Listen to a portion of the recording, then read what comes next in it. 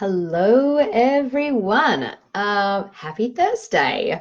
So I wanted to jump on here because I hear this common theme in this Facebook group and with a lot of my clients surrounding their kids and aggression. And I really wanted to talk about this a little bit in the group today. So if you're stressed out and overwhelmed and wondering how to manage your child's ADHD symptoms or anxiety symptoms, particularly aggressive behavior, and you're really looking to bring back calm to your house and for your child at school, then I'm going to show you in the next couple of minutes how to do that. I hope that sounds good. I want you to write in the comments if it does. So write a big yes if that sounds good. And I want you to stay. I want you to stay with me. So before I go any further, there are actually a lot of new people here in the community. I'm just so surprised how awesome this Facebook group has become and how many people we have in here now and how supportive everyone is. And I just wanted to introduce myself quickly for those of you who are new here. My name's Dana, or you can call me Dana, or you can call me Dee, whatever you want to call me, I'll answer. And I work with families who have a child or children impacted by ADHD and anxiety to help them reduce or get better control over their child's symptoms. So I'm a board certified holistic health and nutrition practitioner, but most importantly, I'm a mum of two boys, and I am very open in this community about the struggles that I've faced during my journey with my children, especially my oldest son who has ADHD and anxiety. You know, I've totally been there in the depths of that chaos, that craziness, those tantrums. So I know exactly what you're going through. My son was my motivation to lead me to specialized studies in this area, to nutrition school, and then to my holistic health degree. And he's really what led me to open my practice. He's what led me to create the Nutrition Method for Kids program. And so that's a little bit about me. So here we go. I wanted to start with a little story. I want to share a little story. Lucky I can giggle about it now, but at the time, it really had me in a flood of tears, and I'm sure that many of you have been in a similar situation. So feel free to yell out and say, yes, don't worry, you're not alone. We were in a very large mall, and my oldest really needed to go to the bathroom, and I think he was 5 years old at the time, and in his mind, he was old enough to go to the men's bathroom all by himself. I could just feel this like epic meltdown in the making. He started to sort of like twitch and cross his arms and, you know, raise his voice, and his face really started to get red, and, you know, all those telltale signs for that, you know, impending eruption, as I like to call it. So I still had so many things I needed to do at the mall, you know, errands to run, and I was determined to remain composed and talk him down off that ledge. You know, it's a ledge. I did this temporarily. After convincing him to use the ladies' room, I gave him his distance, and I stood at the sink and thinking to myself, yep, I've got this under control, secretly high-fiving myself. And like a grenade, you're not going to believe this, an empty toilet roll went through the sky and threw it at me, and that's when the screaming and the door kicking began. He had run out of toilet roll, like the toilet paper, and because he was already in this like semi-agitated state, it triggered him into like this full-blown aggressive meltdown. So there he was, you know, lying on the bathroom floor, and I was lying on the bathroom floor, and I'm trying to like give him the paper and, you know, shouting under the door, and like I was so embarrassed there were people in the bathroom. And, you know, I can totally laugh about it now, and I'm sure that a lot of you have been in a similar situation. I for sure know that I'm not alone, and others really laugh at that when I tell that story.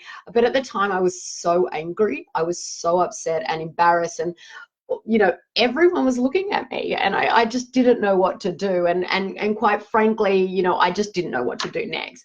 But I look back at that now, and I really wish that I had known that aggression is a common problem faced by parents, by other caregivers of children with ADHD and anxiety. I wish I had known that it could be triggered by sensory overload or, changes in routine. I also wish I knew that food and underlying root causes that can lead to inflammation and dysfunction in the body, things like nutrient deficiencies or body overload from high copper, we call it copper toxicity, food sensitivities, gut issues such as, like yeast or parasites or bacteria, and even heavy metal toxicity. And I wish I had known that all of these can totally contribute to aggression and that this outburst could have been completely avoided. But I think in that moment, what I really wanted to hear the most was that I wasn't alone. That's all you need to hear. And so if you do see someone going through this, just tell them that they're not alone. It probably will make the situation a lot easier on them. So it's really well researched that children who have ADHD can have trouble managing emotions and thinking before they act. They often perceive their problems as being magnified and they react accordingly.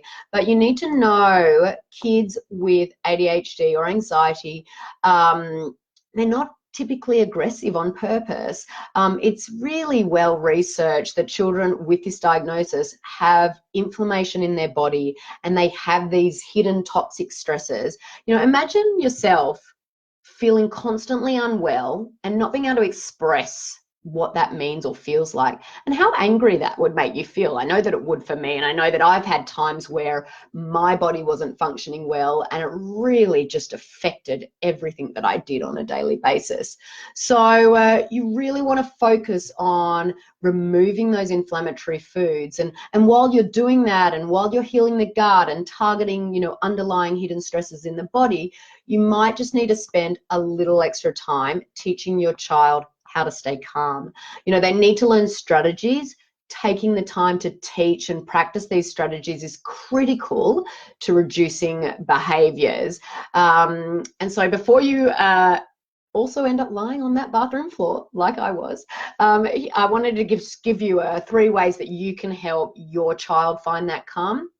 So mindfulness activities are awesome in teaching your child to be aware of those feelings inside his body. Totally PM me if you want to know how to start or a list of activities to try on that mindfulness thing. Another one I love, and I put a post earlier today, is on breathing exercises, and it's something called hand breathing. And what you do is you basically spread your hand out, you stretch your fingers out like a star, and you can choose your left or your right, it really doesn't matter, and you pretend that the pointer finger of your other hand is actually a pencil, and you imagine you are going to trace around the outline of your hand and fingers and pausing at the top of each finger. So you continue tracing your fingers up, you pause and then go down, and you do it slowly, and you watch your finger move and also notice how it feels. This is also mindfulness, but then you add in the breathing. So as you slide up your finger, you breathe in through your nose, and as you go down, you breathe out through your mouth. And you want to remember to keep it really slow and steady. And you want to keep going until you finish tracing all of those 5 fingers. This is a really, really good one to teach your kids as well. They can have it in their pocket and they can bring out their hand, and they don't even need to show people. They can do it under their desk. They can feel it when they're going up and down. I'm doing this under my desk at the moment, as you can see. So that's a really, really good one to teach them. Another one is you really want to role model the behavior you're expecting your child to how to act, including staying calm yourself in the eye of the storm. They are going to react more if you start to get angry, if you start to get stressed. Turn away, do the breathing yourself, take a deep breath, and try to stay calm. You know, self-control, it does improve as kids get older, but it's really important to teach them techniques to find this calm, and it will also help them assist them in adulthood. Like, I really wish that my parents had taught me to do that, because it would have been a lot easier if I had learned those strategies earlier. You know, ever since I was able to reduce my son's ADHD and anxiety symptoms, you know, without that struggle, without hours of researching, without hours of spending hours in the, you know, the supermarket, and, you know, without needing to constantly increase pharmaceutical meds, you know, I was feeling alone in the journey and praying that today would be a good day for my child. Ever since then, I've been committed to making sure that others don't have to go through the same struggle. And so, you know, I really want to put it out there. If you really want to learn more positive parenting strategies, or how to reduce inflammation in your child's body and fight symptoms with food, or this holistic approach, I want you to book a free call with me. I've opened up some spaces in my calendar in the next 2 weeks, because honestly, it really doesn't have to be as hard for you as it was for me. I'm going to pop a link in the comments after this call, but just so you know, on the call, we'll go over how to help your child so they can feel happier, healthier, and do better. A really simple way to reduce your child's symptoms without it being too hard or too expensive. Being able to wake up in the morning without feeling that dread of what mood your child will be in today, because I know that when I was there, that was every single day. And we're going to, you know, explore a whole lot more. So feel free to share any funny or not funny meltdown stories with the group below. Or I really look forward to chatting with you on this free breakthrough call. Hopefully today has given you something to help, to think about, to a direction that you can go in. And I look forward to talking with you all soon. Bye.